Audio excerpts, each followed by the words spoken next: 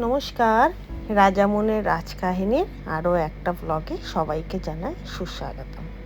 একটু লেট হচ্ছে ব্লগ দিতে, তার জন্য প্রথমেই আমি সবাইকার কাছে সরি বলে দিচ্ছি।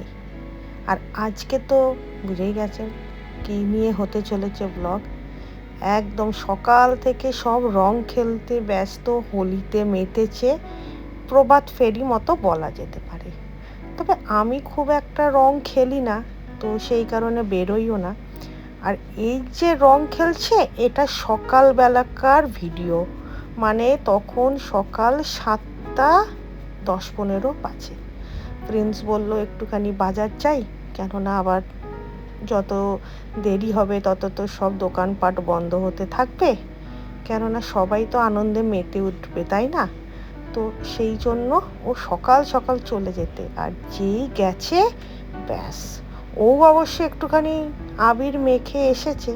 তবে এইসব দেখতে কিন্তু খুব ভালো লাগে, তাই না? ওই দেখো কেমন করে মাথায় সবুজ আবিরটা ঢেলে দিল।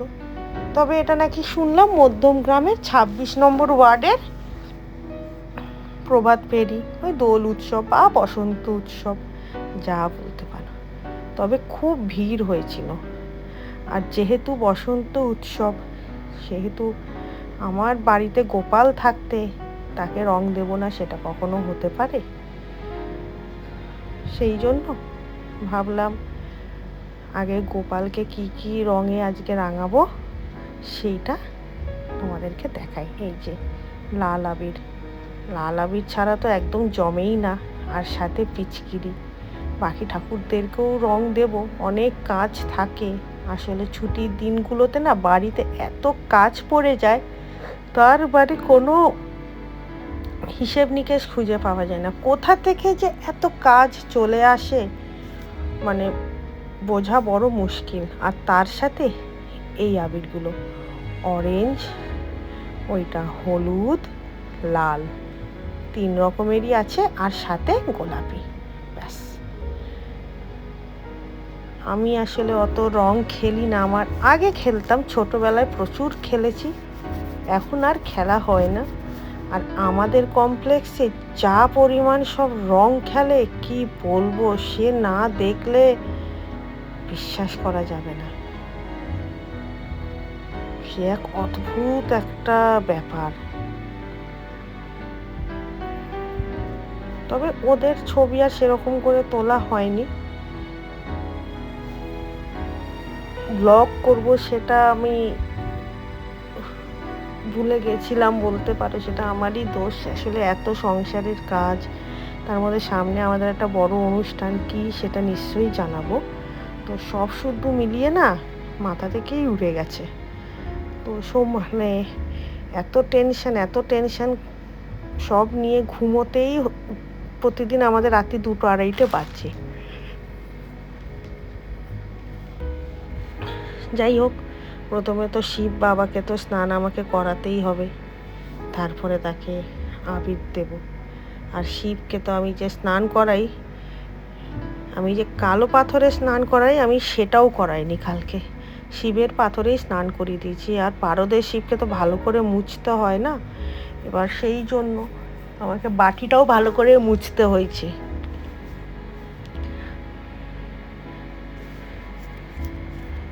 এই যে আমি যে ভুলে গেছি, সেটা পরে আমি খেয়াল করলাম, যাক আর কি করা যাবে। আর এই যে জল, এটা আমি সারা ঘরে একটু ছিটিয়ে দিই, আর আমার যে তুলসী মঞ্চ আছে সেখানে জলটা ঢেলে দিই, ওটাও একটা কাজের মধ্যে পড়ে। আসলে সারা দিনে না এত কাজ কোথা থেকে যে এসে যায় না বুঝতে পারি না। আর পুজো করাটা সব থেকে বড় একটা কাজ, আমার তো সেটাই মনে হয়। কি তোমাদেরও কি সেরকম মনে হয়? যদি তাই মনে হয় কমেন্ট বক্সে জানিও। আর এই যে আবিরগুলো সব রেখেছিলাম, সব নিয়ে এলাম, সব ঠাকুরকে একটু একটু করে আবির দিই। বেশি তো দেওয়াও যায় না না।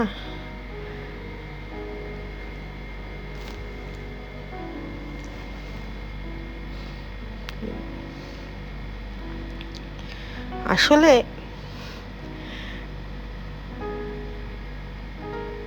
যেহেতু আমি নিজে খেলি না, সেই জন্য আমার ঠিক এখন রংটাও অত ভালো লাগে না। আর আমার মাও এখন এখানে নেই, মা গেছে গুজরাট, বাবা আছে আমার এক দাদার বাড়ি সোদপুরে। সেই জন্য আজকে আমাকে সকালবেলা বৌদিভাই ফোন করেছিল যে মুন বাড়িতে পুজো হলো বললে না তো, কিন্তু এবার আমি আর তো সেরকম করে পুজোই করিনি। সেটাই বললাম যে মাও নেই আর সেরকম করে পুজো করিনি। এবার এই একটুখানি ঠাকুরের জন্য মিষ্টি এনেছি, আবির ব্যাস দিয়ে দিয়েছি। এই যে আমাদের আবির, মাঝখানটাতে একটু ফুল দিয়ে দিয়েছি, ওই আর কি। আর এই যে গোপালের জামাটাও চেঞ্জ করে দিয়েছি, সবুজ আবির আনেনি সেই জন্য লাল আবির সবুজ জামা, তাহলে হলো কি না মোহনবাগানি কালার। আর লাল জামাটা পরে না এত মানে সবুজ জামা, একটু ভুল বললাম, সবুজ জামাটা পরে গোপালকে এত সুন্দর লাগছে না কি বলবো, চোখ দুটো যেন আমার জুড়িয়ে যাচ্ছে। তবে কেন জানি না আমার সবসময় গোপালকে দেখলেই মনে হয় চোখ দুটো জুড়িয়ে যাচ্ছে। আর এই যে পাশে রাধা কৃষ্ণ, সব ঠাকুরকেই অল্প অল্প করে আবির দিয়েছি পায়ে। আর তারপরে এই যে বেলপাতা, সব থেকে একটা ভালো জিনিস হলো জানো, আমার কাছে না সাদা চন্দন ছিল না, কিছুতেই খুঁজে পাচ্ছিলাম না। আমি না একটুখানি চিন্তিত হয়ে পড়েছিলাম যে সাদা চন্দন নেই, কিন্তু হঠাৎ দেখলাম সাদা চন্দনের একটা কৌটো পেয়ে গেলাম। আবার সাদা চন্দনটা কিসে গুলবো, একটা দেখলাম পাথরের গ্লাস, একটু কোনা ভেঙে গেছিলো, তো ওই গ্লাসে আমি পাথরের গ্লাসটাতে সাদা চন্দন গুললাম। আর তারপরে সব থেকে ভালো কথা হলো আমার কাছে তুলসী পাতা ছিল না। আমি না ভাবছি যে নারায়ণকে তুলসী পাতা দেবো কি করে, আমার কাছে তো তুলসী পাতা নেই। ওমা, তারপর মনে পড়লো আরে আমার তো বাড়িতেই তুলসী মঞ্চ আছে, আর সাদা চন্দন, আর শিব ঠাকুরের জন্য নীলকণ্ঠ ফুল আছে। আমি খালি একবার হাসলাম আর বললাম ঈশ্বর তোমরা নিজেদের ব্যবস্থাটা নিজেরাই তো করে নিতে পারো, যেটা আমি পারি না। সত্যি কথাই, সেই জন্যই হয়তো ওনারা ভগবান, ওনারা ঈশ্বর। আর কোনো দাগি দিনগুলোতে বা দাগা দিনগুলোতে যেটাকে বলে, যদি ঠাকুরকে তার বেলপাতা বা তুলসী পাতা দিতে না পারি, মনটা কীরকম খারাপ লাগে। আমার তো খুব খারাপ লাগে, তো একটু আমারও মনটা খারাপ লাগছিল, কিন্তু সাথে সাথে সব পেয়ে যেতে আমি একটা বড় একটা নিঃশ্বাস ছাড়লাম, যাক পাওয়া গেছে। হয়তো সবটাই তাদেরই দান, তাও মনকে তো বোঝানোটা একটু কঠিন, তাই না?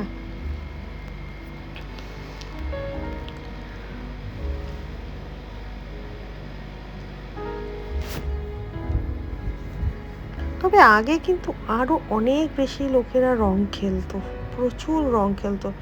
এখন তো দিন দিন লোকেদের রং খেলার সব কিছু প্রবণতা কমে গেছে, এখন অর্গানিক আবির হয়ে গেছে, এখন মানুষ অনেক বেশি মানে ত্বকের যত্ন নেয়। আগেকার দিনের রং কোথায় বাদুড়ে রং, কোথায় এই সোনালি রং, কোথায় রূপোলি রং, বাবারে বাবা যে রং এক সপ্তাহতেও উঠতো না।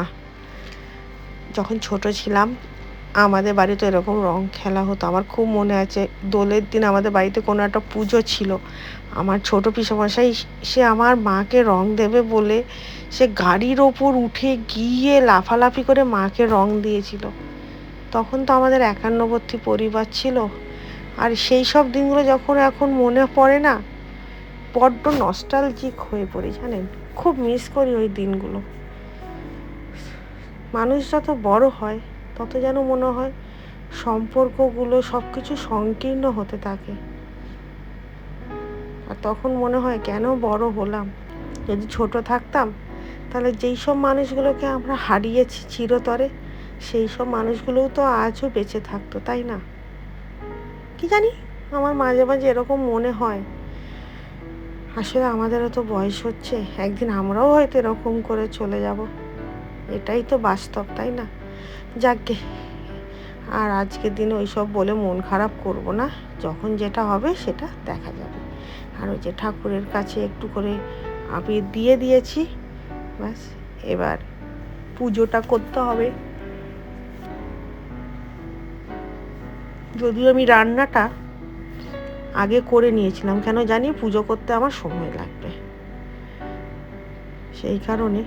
আর এই যে বেলপাতাটা দেখো কি সুন্দর না, আর এখন এত কচি কচি বেলপাতা, তো মন প্রাণটা না একদম যেন ভরে যায় যখন আমি শিব ঠাকুরকে দিই, যে না ঠিক আছে, একটা সুন্দর জিনিস দিতে সবাইকার তো ভালো লাগে, তাই না?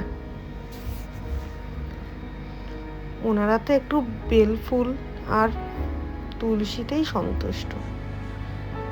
আর এই যে সরস্বতী ঠাকুরের দুগালে দুটো দিয়েছি, কি মিষ্টি লাগছে না, অদ্ভুত সুন্দর, যেন মায়ের রূপটা আরো খুলে গেল।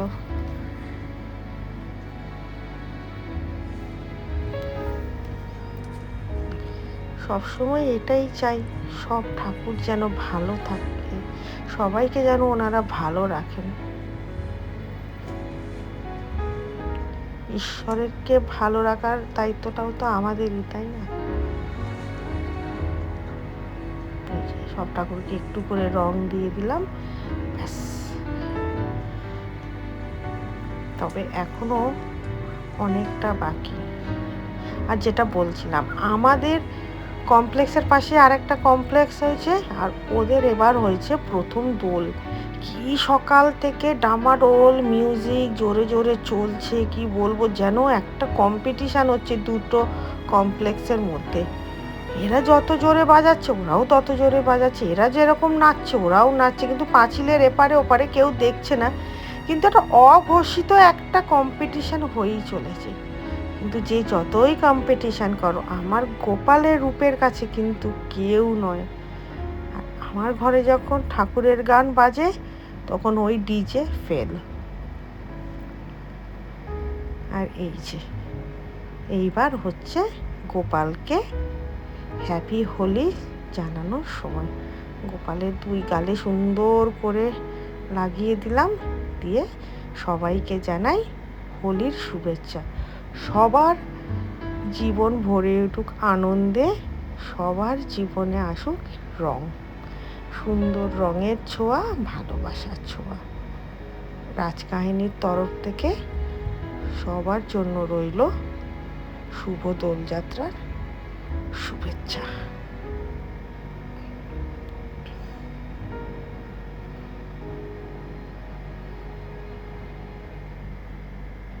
আমার গোপালকে কেমন লাগছে কমেন্ট বক্সে জানাতে কিন্তু ভুলবেন না,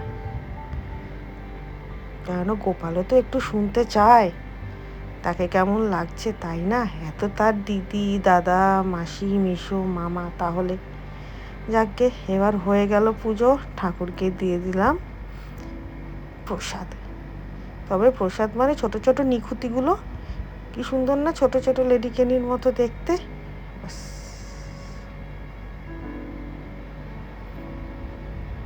সব রেডি। আর এবার আমার অ্যানি কি দোষ করেছে বলো, অ্যানিকেও একটু পরিয়ে দিলাম টুকটুক করে, ওকে একটু লাগিয়ে দিলাম, তবে বেশিক্ষণ না, একটুখানি লাগিয়ে রেখেছিলাম, ওর বাবাও একটু পরে লাগিয়ে দিয়েছিল। আমি লাগানোর পরে আবার মুখটা ধুয়ে দিয়েছিলাম, আবার ওর বাবা লাগালো, আবার আমি মুখটা ধুয়ে দিলাম, কেননা ওরা তো অবলা, কিন্তু কি মিষ্টি লাগছে, তাই না আমার মেয়েটাকে। ব্যাস পুজো হয়ে গেল। আর এই যে খাবার, একটু চিংড়ি মাছ ছিল, আর একটুখানি ক্যাপসিকাম ছিল, গাজর ছিল না, বিনস ছিল, আর একটু চিকেন কষা। আর চিকেনটাকে সকাল থেকে দই দিয়ে মেখে রেখেছিলাম, আর আমি চিকেনে না পেঁয়াজ বাটা দিইনি, চিকেনে দিয়েছি পেঁয়াজের কুচি। প্রথমে একটু কুচি দিয়ে দই দিয়ে একটু মেখে রেখেছিলাম, আর তারপরে পেঁয়াজ কুচি দিয়ে ভেজে তার মধ্যে বাকি ওই আদা রসুন যা মশলা দেয় দিয়ে ভালো করে কষিয়ে নিয়েছিলাম, আমার অল্প জল দিয়েছিলাম যাকে। আর ভরা পূর্ণিমায় একটু রাস্তায় রাত্রিরে বেরিয়েছিলাম, কিন্তু একদম শুনশান রাস্তা। আর আমাদের পাশেই একটা দেশি লেন বলে একটা বারকাম রেস্টুরেন্ট আছে, যদিও আমরা ওই সব খাই না, পছন্দ করি না, তাই যাইনি। তারপর আবার আমরা ঘরে ঢুকে পড়লাম। আর ব্লগটা এখানেই শেষ করি। আর রাত্রিরে যেন একটু রুটি কিনে নিয়ে এবার বাড়িতে ফিরে আসি। আর এই ব্লগটা কেমন লাগলো প্লিজ জানাতে ভুলো না। আর ভালো লাগলে একটা লাইক করে দিও, আর প্লিজ সাবস্ক্রাইব করো আর শেয়ার করো। আর দিলাম গোপালের ছবি।